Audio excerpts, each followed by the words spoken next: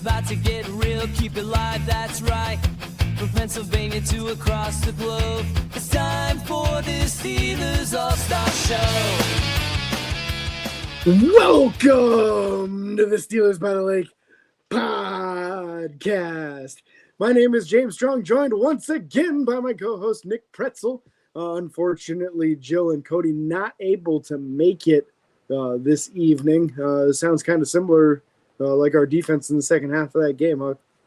Yeah, very much so. And well, unfortunate that they're not able to join us, but I'm sure James and I are carrying enough rage to fill in for the both of them after the performance we saw last night. We'll get into that as we talk some Steelers football tonight. So Absolutely. We promised to have our pitchforks and torches in hand for today's episode. But before we get too far, Nick, how are you doing today? I'm doing all right. It was a long Monday, especially after a Steelers loss, but, happy to be talking Steelers football at the very least. When football's happening, it's always a good time. So was able to spend the game in good company at the Edinburgh Hotel Bar. So why don't you tell us a little bit about that, James, when you get a minute here? And I'll ask you while you're getting that up, how are you doing on this Monday evening? I'm doing well. Looking forward to sleep this evening because I didn't get much last night. Yep. But that's just the way that goes with Sunday night games when we live on the East Coast.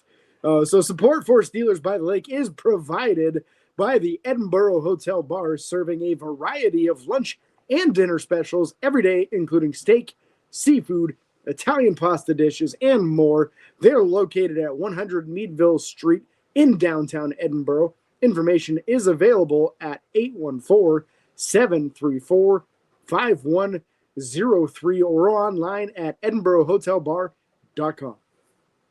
They certainly had me at hotel yesterday because I was chowing down on some of their hotel nachos and they were perfection. So if you ever get a chance to go down to the hotel bar, Kayla took care of us. She was a great server and we had a great time. So shout out to Edinburgh Hotel Bar. And now that we've done the sponsor read, let's talk that not so good performance from last night.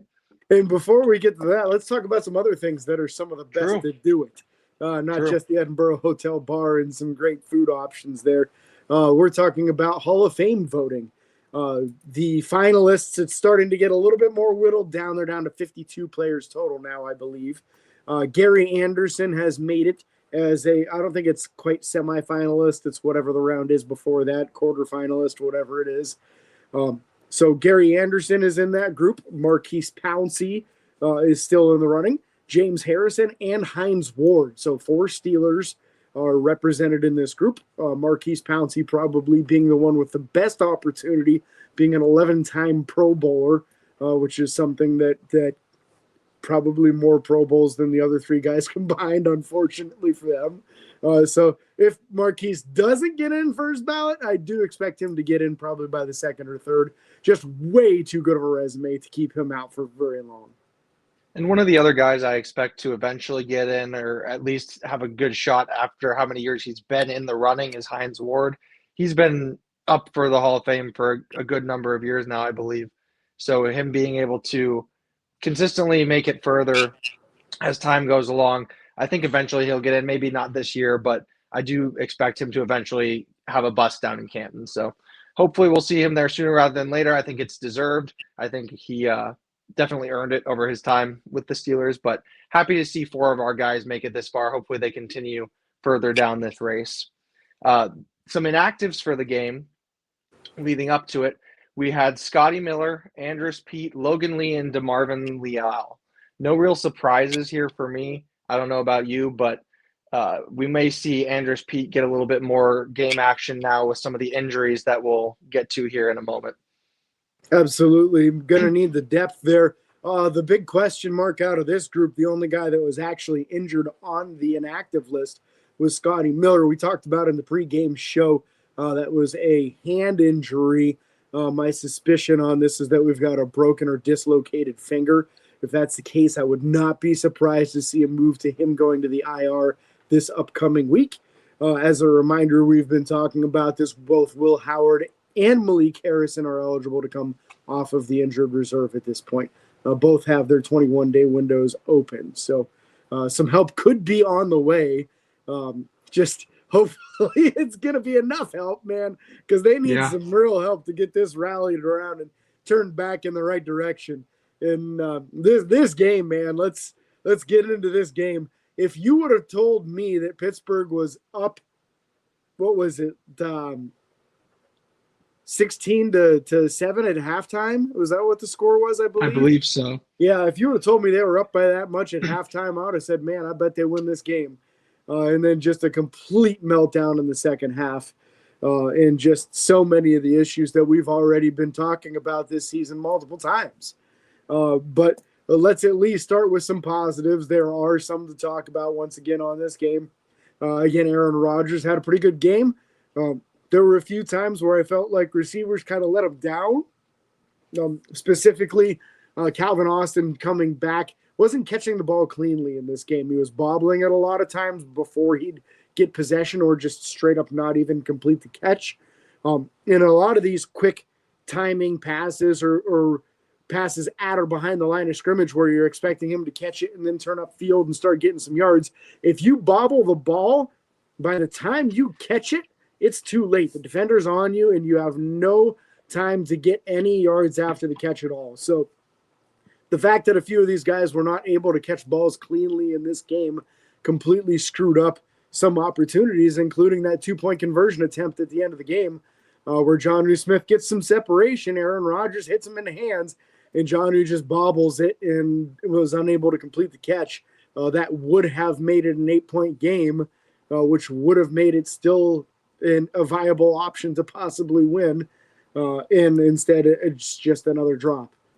So a frustrating thing to me on a few of these plays, and it was a little bit of everybody involved in it. Even the deep one that Aaron had to DK in the end zone that got broken up, I felt like the ball placement wasn't good on that.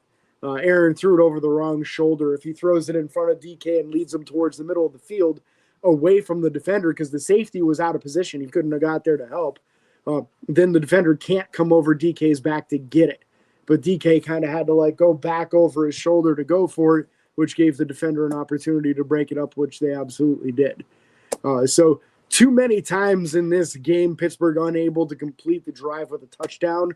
When you settle for 4 field goals against a team that many believe to be the best team in the NFL right now, you're just not going to beat them. Especially the way this defense is playing. So a good game from Aaron Rodgers, not an elite game from Aaron Rodgers. Nice to see no turnovers once again and 2 more touchdown passes, but just not enough in the end. And to bring up a point that you raised a bit there with DK Metcalf, I felt like that was a little bit of a theme for Aaron and DK, that they just weren't on schedule with each other throughout the night. I'm remembering a particular corner route for DK where Aaron threw it just a little bit behind him. DK kind of almost had to pull back a little bit to kind of even have a chance at it. He got a hand on it, but like you said, the defender by that time was already on him and was able to make it so that it was an awkward attempt to one-hand it. And at that point, it's difficult for anyone to bring down the ball. So the communication issues were prominent throughout the night with some of the receivers, and you could see Aaron getting frustrated with that a bit throughout the game. So hopefully they can work on some of their chemistry this week, get some of those miscues figured out, be like, okay, when you're doing this, I want you to go here, get a little bit more of that mental thing together in order to be able to put forth some better product moving forward in terms of our offense. Because the offense was doing all right. I wouldn't say it was a great game for the offense. The lack of red zone production especially was startling, especially when did we punch in it? Did we have one on the 1 yard line where we threw a pass? Was that the 2-point conversion, I believe? Yeah, at the very end of the game. Yeah, I felt like that should have been a tush push attempt when we had got the penalty towards the end at the end zone, and then are at the 1 and we don't attempt to just big man it in. And I know that we might have been down some of our offensive linemen at that point in time, so that could have played a factor in some of what was going on there. But there was just some play calling too that to me didn't seem to make too much sense when we've had success in those types of scenarios before using that type of a play. And maybe they were trying to be less predictable and try to get a best shot at getting something in there. So that could play into it too. But some of the things that I saw out there in terms of play calling were just a little bit off in terms of what I was expecting. Yeah, I was kind of hoping for a big man moment too and just punch it in. But I kind of get it just because Pittsburgh struggles on short yardage situations. Rushing the ball have been pretty well documented. And when you don't have Spencer Anderson available to line up as the extra offensive lineman, now you probably have to put Darnell Washington in that spot, which means he can't be in the backfield for the tush push. And it's so many moving parts that just one guy injured, and the guy in question here being Isaac Seumalo, the starting left guard, got injured. I want to say it was early in the third quarter of this game. So that put Spencer Anderson in his position, which Spencer represented himself fairly well in this game, I thought. But it's not like you have enough time in practice during the week to have another offensive lineman also practicing what Spencer Anderson does, not to mention whether or not any of those guys even have the skill set to pull it off. Because it's kind of rare for an offensive lineman to have a good enough movement skills and soft enough hands to be able to double as a part-time tight end. So just a rough situation there. I'm more upset with Jonnu just not completing a very catchable ball. If it hits you in the hands and you don't even have to like jump for it or dive down or extend for it really, and you bobble it 5 times before finally dropping it, to me, it's the execution of the player at that point. I mean, Aaron made it a very, very catchable ball. I think with different formation, with different guys available, the tush push would have absolutely been the best option, though. Absolutely. And I think injuries kind of were part of what told the story of this game. Obviously, the play wasn't great before the injuries, but it seemed to drop even further when guys like Deshaun Elliott went down. Dan Aquale also went down. And so you see these injuries start to pile up. And at that point, you get guys out there that aren't as either familiar with the offense, and guys like Julius Peppers who are newer to the team and still sort of learning the defense and things like that. And once you start to get to that next man up mentality, you occasionally lose some of that quality of play, especially when it's a guy like Deshaun Elliott, who's been one of your major contributors, and you see how effective he was when he came back from injury. It's a shame to see him go down with another big one again.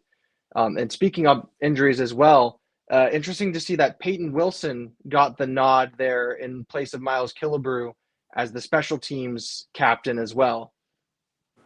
Yeah, I feel like it makes sense from like a coverage perspective. He is that super versatile dude, but I don't want to see him not playing on defense as much. Right. That's the only thing that I take, not necessarily take issue with. And I don't know, is this something to try to to plead to him a little bit? You're kind of backing off how much he's playing on the defense. Cole Holcomb played a pretty decent amount in this game. And again, for the second game in a row, I felt like Cole Holcomb was kind of a casualty on that defense. He wasn't quick enough to get into positions. He was getting out-muscled. He seemed like he was in the wrong place. I didn't see a splash play from Cole in any way. And then Peyton Wilson would come in and he'd make a stop.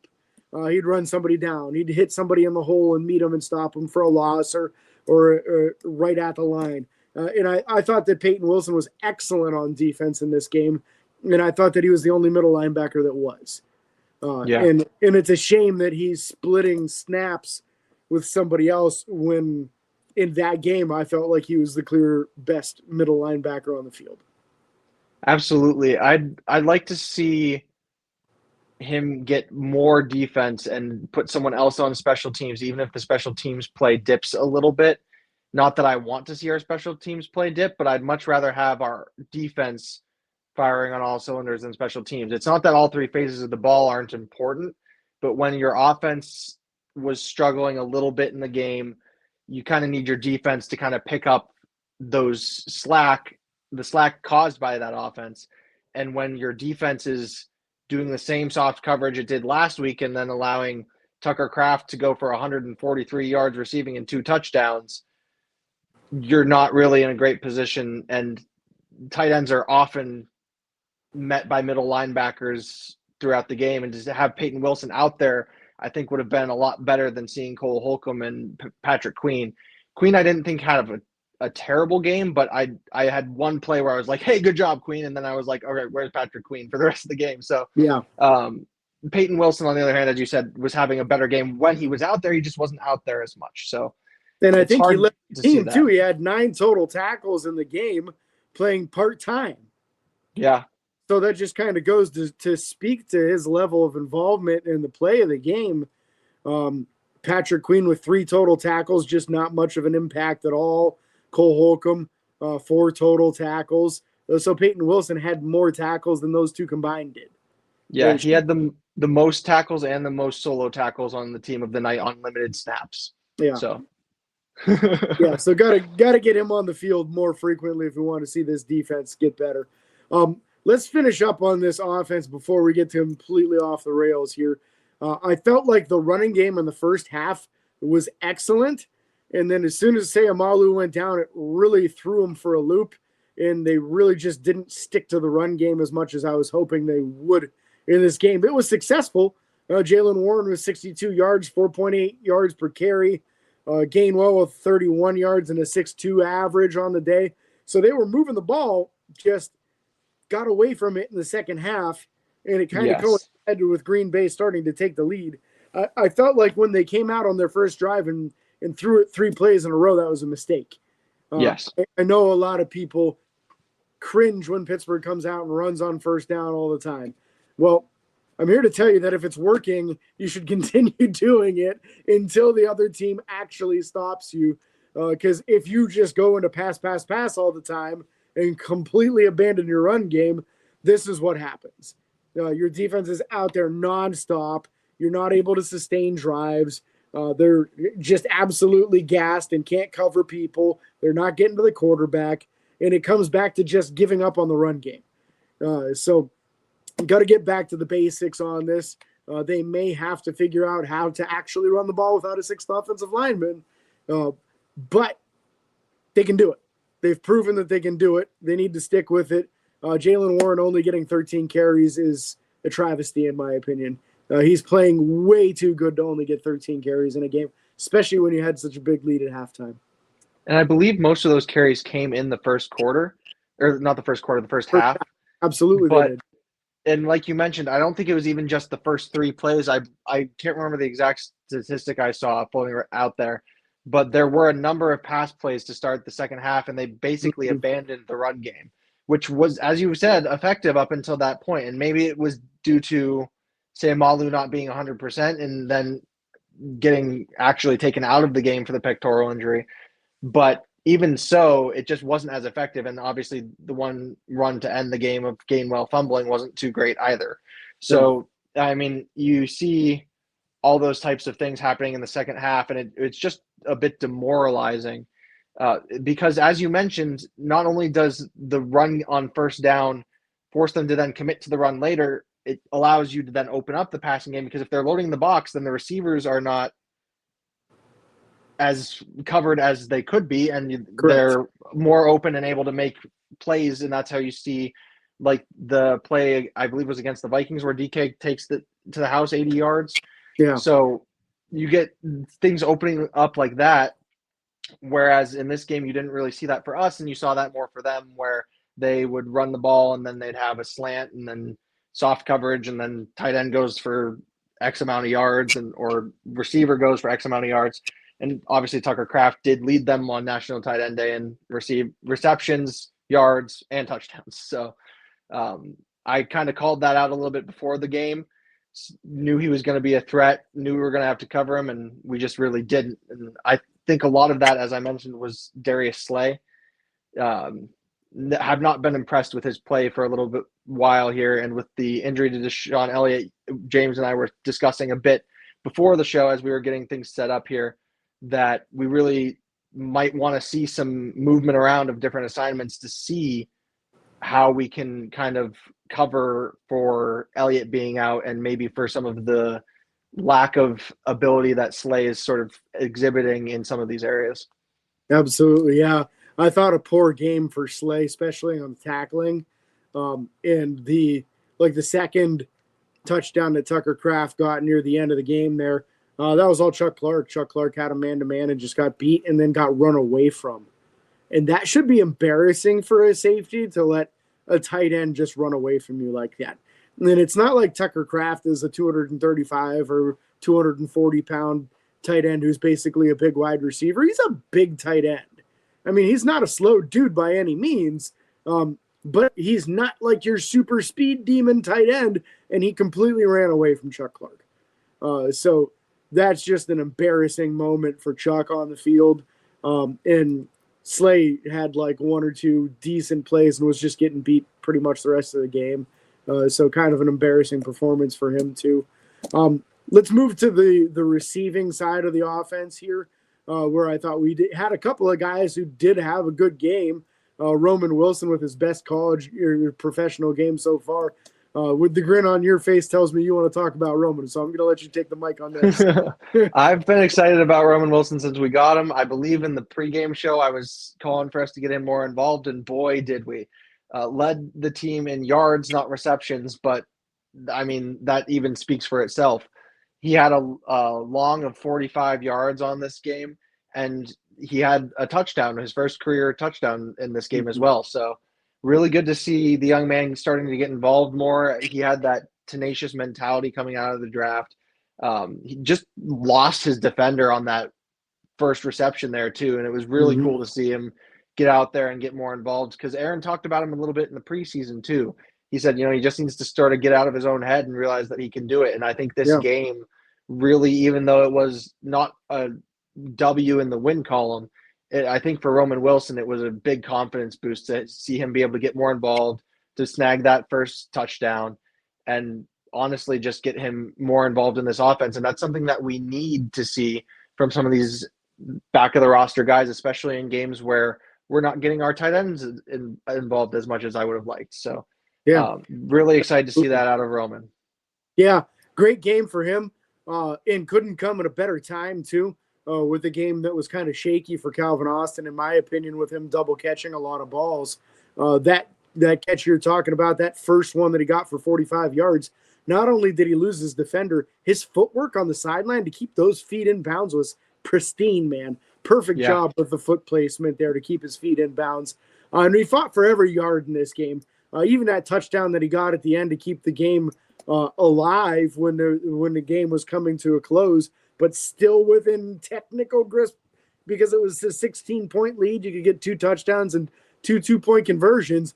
He hauls in that touchdown catch and, just really kind of clamps it with his hands, gets 5 steps in. They tried to call it incomplete. Luckily for us, the instant replay officials that were outside of the field immediately overturned it, because once you get to that third step, then you've got a catch, and he got 5 steps in. So a pretty obvious catch in that situation. My big question here is, are we on the verge of a possible controversy for wide receiver number 2? I feel like Roman definitely showed that he should get more snaps than he's been getting. He showed that he belongs, and we saw some chinks in the armor of Calvin Austin. There's a possibility here with trying to find a spark on this offense, with trying to find sparks anywhere on this team, really. Roman Wilson's one of the guys that stepped up in a game where you're playing one of the toughest teams you're going to play the entire year, a team that could end up representing the NFC in the Super Bowl, and he had his best game of his career.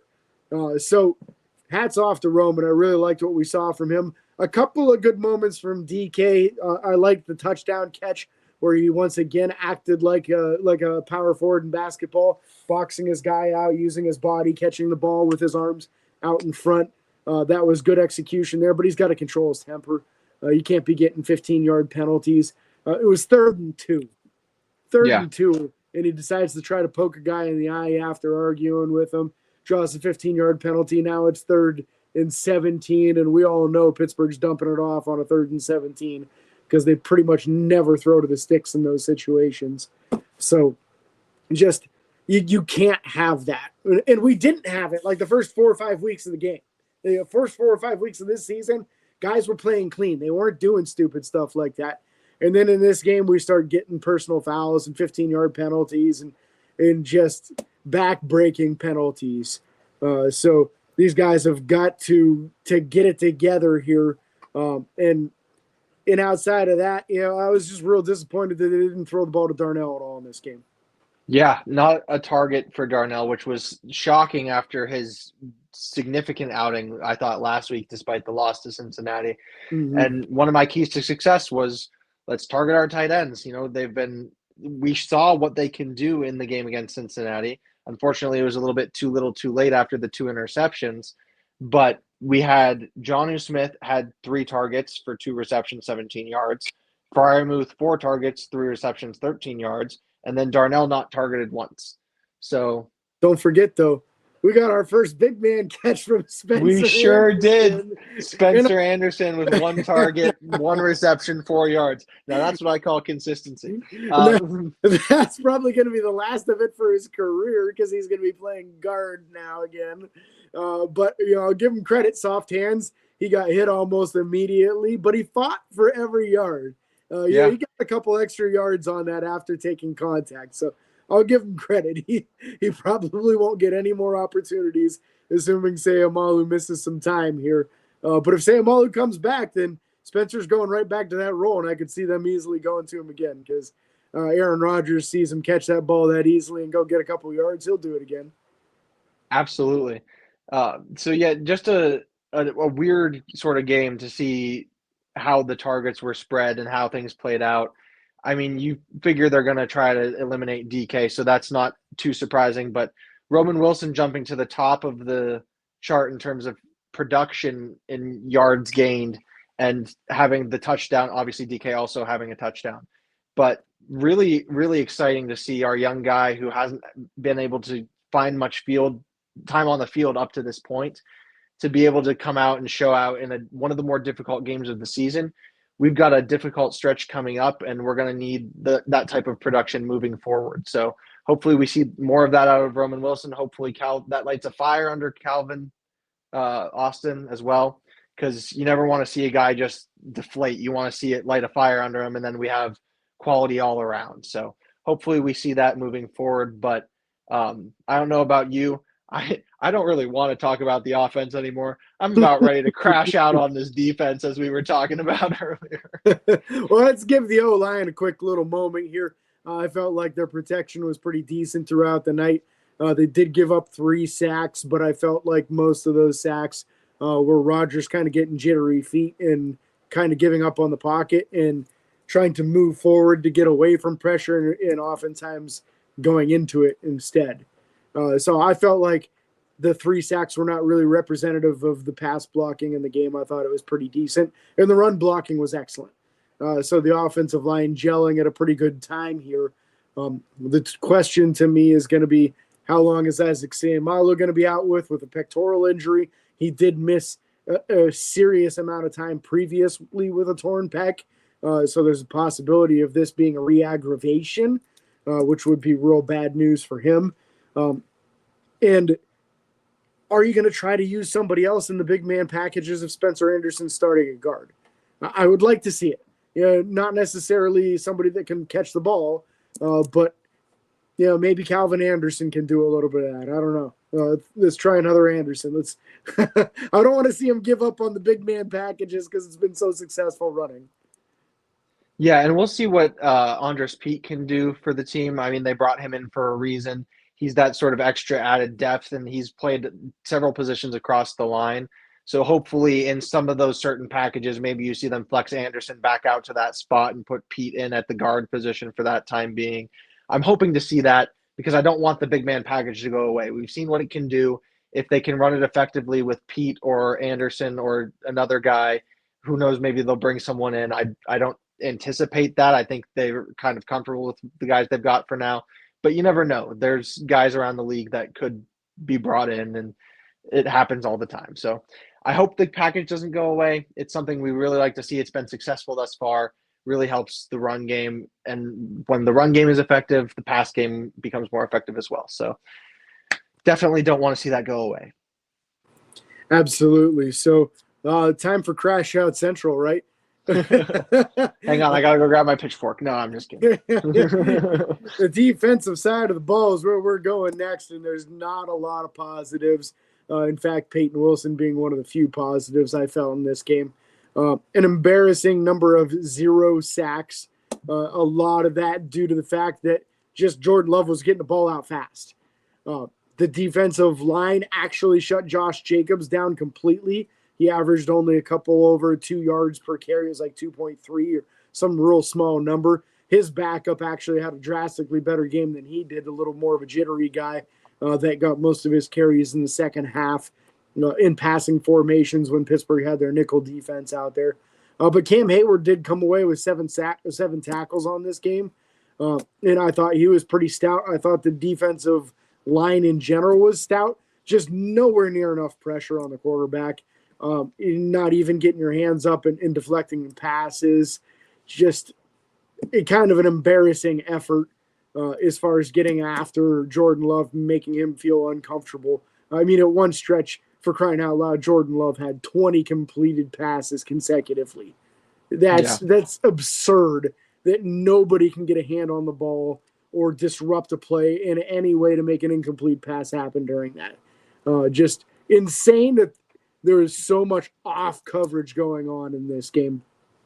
At a certain point in time, you have to feel like Brandon Echols has to get way more playing time. Try James Pierre. Pierre's had a number of pass breakups on this season already and had some decent coverage, I thought, which was not a trademark of his early on in his career, but he seems to be a little bit better cover guy now than he was earlier on. It's time for some changes.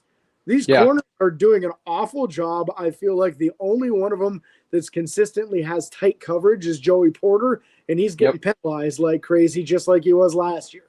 So it's just an awful combination. Once Deshaun Elliott went down, the safety room just fell apart. Juan Thornhill taking god-awful angles, had a couple of really easy interception opportunities, and just completely misplayed the ball. I just thought it was embarrassing. Chuck Clark getting outrun by a big, tall, white tight end. Just like, what are we doing here? There was hardly anything positive out of the secondary in this game. And I feel like you have to completely reset things, throw Ramsey back there at safety full time, start Echols, maybe even start playing Pierre a bunch. But Slay's just been awful, unfortunately. That experiment is not working out, and he's not a good enough tackler to play him at safety. So I really don't know what his role is at this point. Maybe a gunner. I don't know. Yeah, something has to change because we saw the same coverage. They ran the same plays, and it burned us 2 weeks in a row. It almost reminded me of early on in the season when the Jets scored a touchdown, and then in the next game or 2 games later, whenever we played the Patriots, next game, same play, same touchdown. So teams are watching what we're doing, and we're not disguising it enough or changing it enough to be able to disguise the coverage or to be able to take them by surprise or to be able to effectively run the defense because they're finding the holes and they're exploiting them. It happens the 1 week after the next.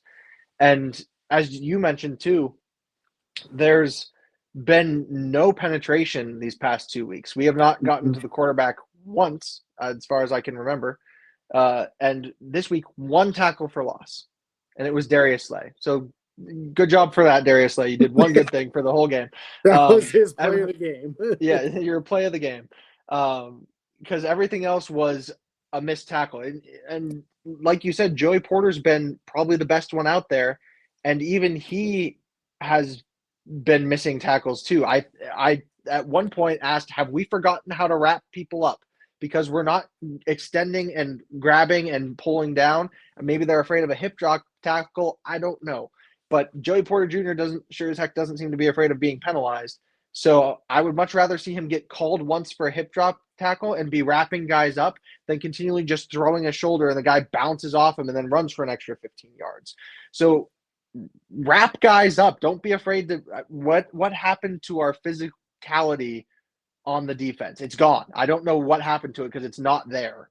Yeah. But it's frustrating, especially when you have such a high-paid defense You bring in a guy like Derek Harmon to shore up that front to be able to free up guys like Highsmith or Watt.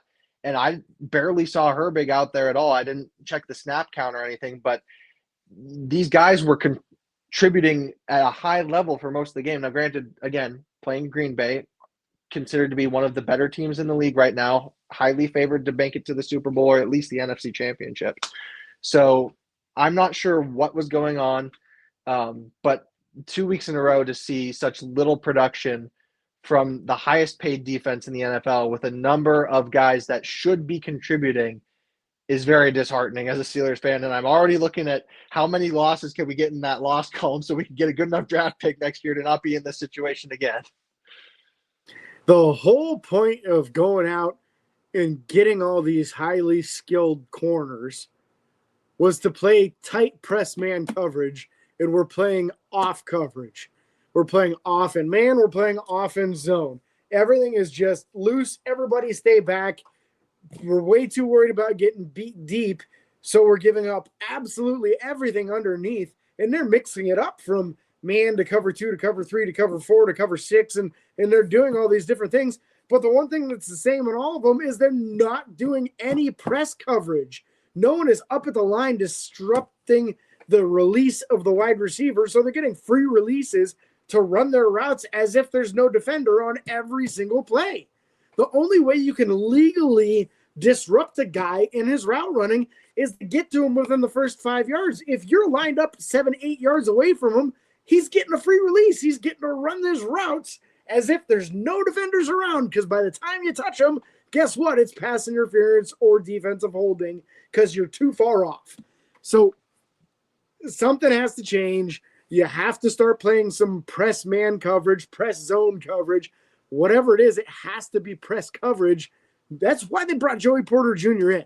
He was a press man guy at Penn State, and he was very good at it. He didn't get a lot of interceptions, but he could jam people, and he could really disrupt their abilities to run their routes. We need some other people that are willing to do it. I get it. Slay's not fast like he used to be. Ramsey isn't as fast as he used to be either. But you still have to do it. Otherwise, these guys are running on air, and it's just pitch and catch. Right? The way we're running this off coverage, Duck Hodges could throw for 300 yards against us right now. And that was not something that man did in his career.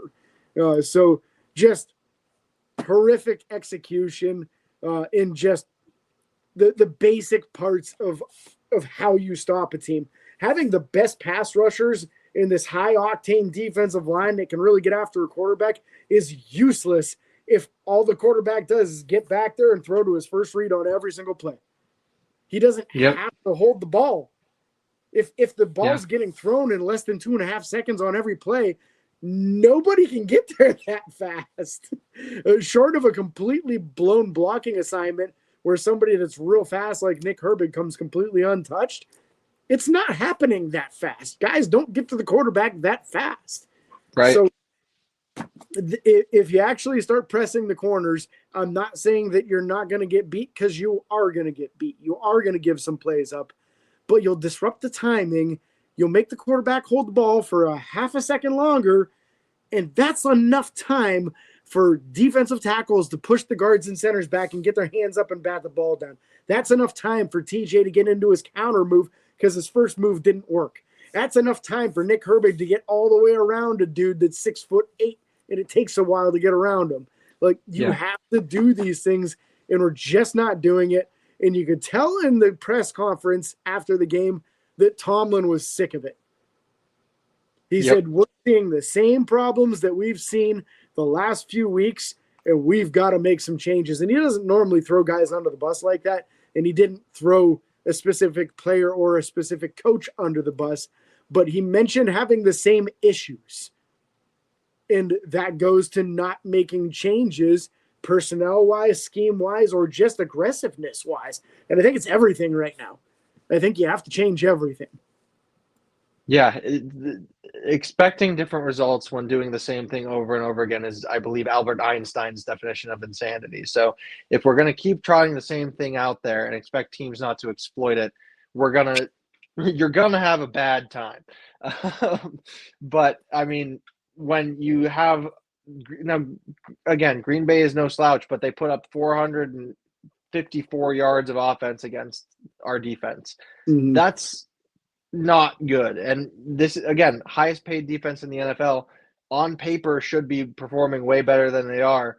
But as you mentioned, it's the soft coverage that's burning us. I don't know how many times we're going to have to beat this dead horse on this show when it's Jamar Chase, T. Higgins, Tucker Kraft, Christian Watson. Like these guys are not – there were very few deep plays in either of the last two games. Most of them were large rack yards on short dump-off throws that are quick out route. Because, again, like you said, no press man coverage, no tight coverage, no disruption at the line, which, again, as you mentioned, perfectly legal. Joey Porter Jr., that's your thing. You like to get physical, but you do it down the field instead of at the beginning of the field, which you used to do. And so it's disheartening to see because there's no physicality at the line.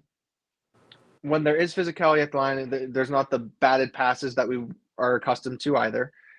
And you're seeing a lot more of this just lackadaisical attempts to bring people down.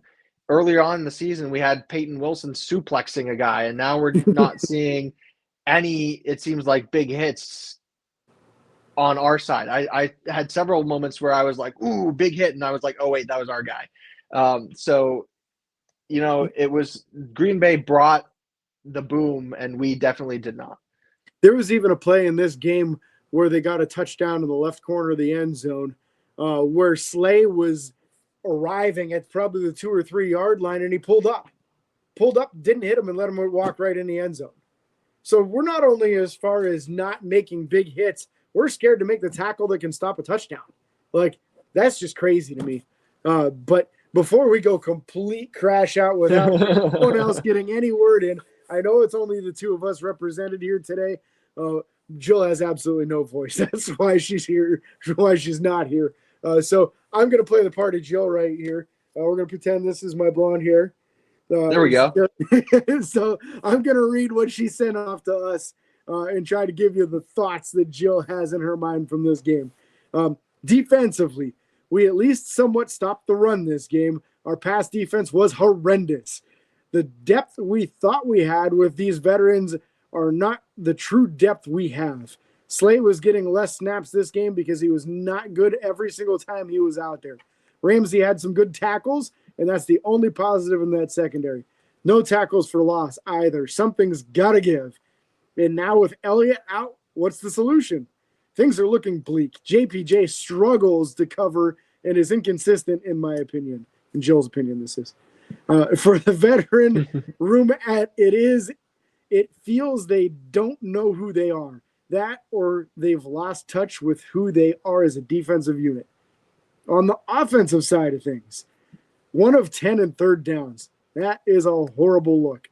Wilson getting a huge target was fun. I like seeing him get more targets, especially with Scotty being out with a finger injury. We need to utilize tight ends more. 5 catches for 30 yards. I'm not saying every time, but more usage of them has shown more success offensively. It seems like around the league, most teams struggle with tight end in the middle of the field. Special teams, I'm still pleased with how we're doing with the loss of Killebrew. We've not given up major yardage, and that's impressive. Overall, they fell apart. It felt like they just got sloppy and selfish. Metcalf with the poke is letting emotions get the best of you and cost you points. I'm having a hard time finding any positive, except for her game ball, but we'll get to the game ball. And speaking of special teams, how about Christian Kuntz with that one tackle? That was the one boom physicality moment I thought we had in this whole game. Right. Long snappers matter, Cincinnati. It's just a great thing to see guys step up in the absence of one of their teammates. So seeing Christian be able to contribute in that way was really cool. Loved Jill's reactions. Her and I seem to have similar thoughts on a number of things, including Roman Wilson there. But yeah, really love her take on things. And, James, you're back. Jill was here just a minute ago. You just missed her. Dang it, man. But that being said, just not a fun game to watch. Hopefully we bounce back, and I believe we have Colts or Chargers that we'll be previewing later this week. Colts first, man. Huh. What is the 6-1 Colts or 7-1? They've only 7-1 Colts. Game. Yep. Yeah, only lost one game. So do you have any more you want to talk on this defense, or can we move on over to special teams? I'm happy to do special teams, and shall we salute the president of the United States, or at least the Pittsburgh Steelers, Boz for president? Yeah, dang right, man. Boz with another perfect game, 4 for 4 on the day, with his longest being a 56-yarder. He had a lot of long kicks in this game. So that just kind of goes to Pittsburgh not completing their drives. The return game kind of felt a little bit off to me in this game. As far as the kickoff returns, there was a muffed kick return. Just nobody really got the big return that could help flip the field. So hopefully we can get that straightened out. And then Corliss Waitman, I thought, had a pretty decent day, averaged 48.5 yards on his punts. So not a bad day. I don't remember him shanking any of his punts. I don't think he even punted in the first half. It was all second half. Yeah, and it was interesting to me to see Kenneth Gainwell do more returning than Keyshawn Williams, especially when Williams has been as productive as he has. And Gainwell did do well. He had 4 returns for 90 yards. Long was a 30. But I don't know. It was strange to me to see him get more work than Williams. And maybe that's a product of the fact that Miller was out, and so they kicked to the guy that was less productive. I know they have oftentimes on the kickoffs, it's the 2 guys, so you can kind of pick where you're kicking to. So maybe that's a little bit of what was going on there. That's 100% it, because that's why they were kicking to Caleb Johnson early in the season, because Caleb was struggling so badly. They didn't kick to Kenny, and now Kenny's clearly the number 2 return man out of the 2, so they're kicking to him. Yeah. So just glad to see him get some effort in there, because I thought his running wasn't as good this game. But definitely loving what we've seen out of Corliss Waitman so far. Was interested to see how they went with him at the beginning of the year, but he's been proving it to be a good choice. So at least there's one bright spot on the team, and that's special teams so far. Yeah, they've been pretty good, especially when you look at it in the only misses Boswell has on the season. One was blocked, and the other one was a shoddy field where his plant leg literally fell out from underneath him because of a huge divot. It looked like somebody was using a driving golf club or something. But on to our game balls this week. We don't have one from Cody, unfortunately, but Jill did give us her game ball, and I don't think it should come as any surprise to anyone.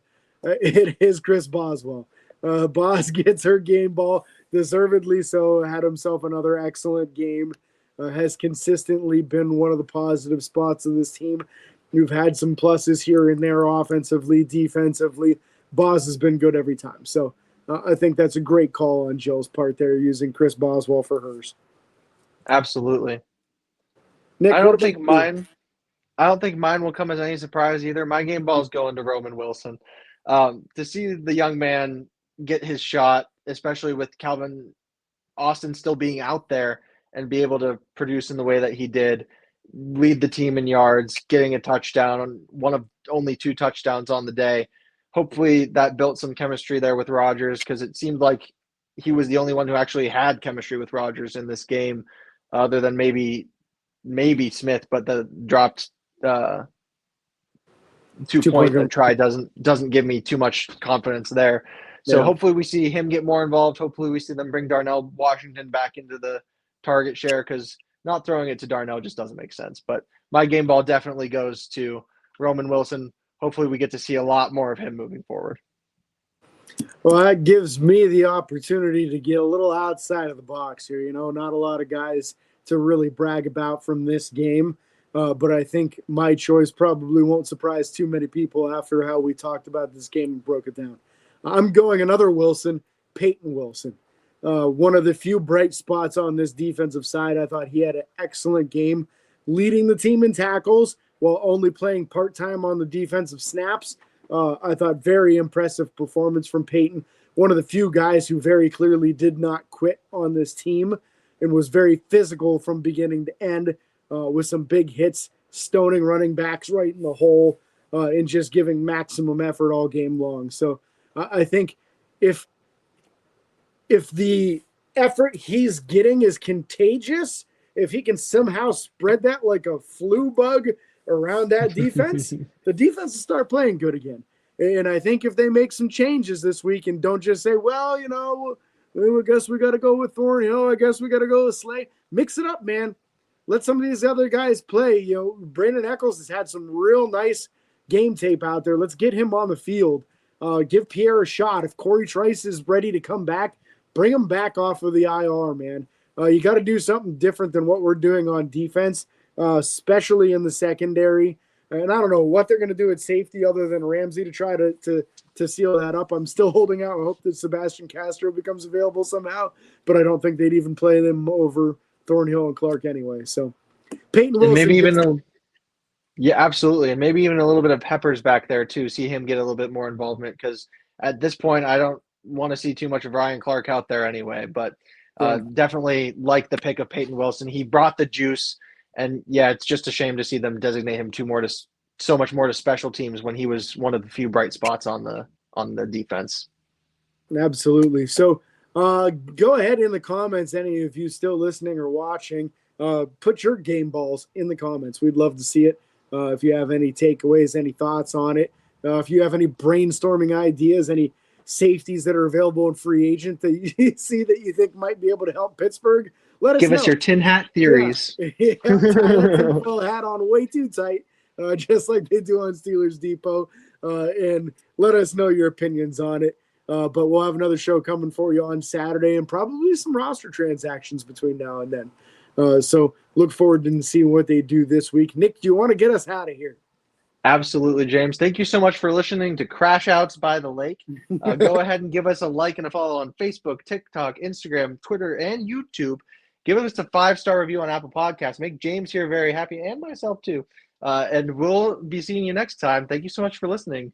This is your co-hosts, Nick and James, signing off. Peace.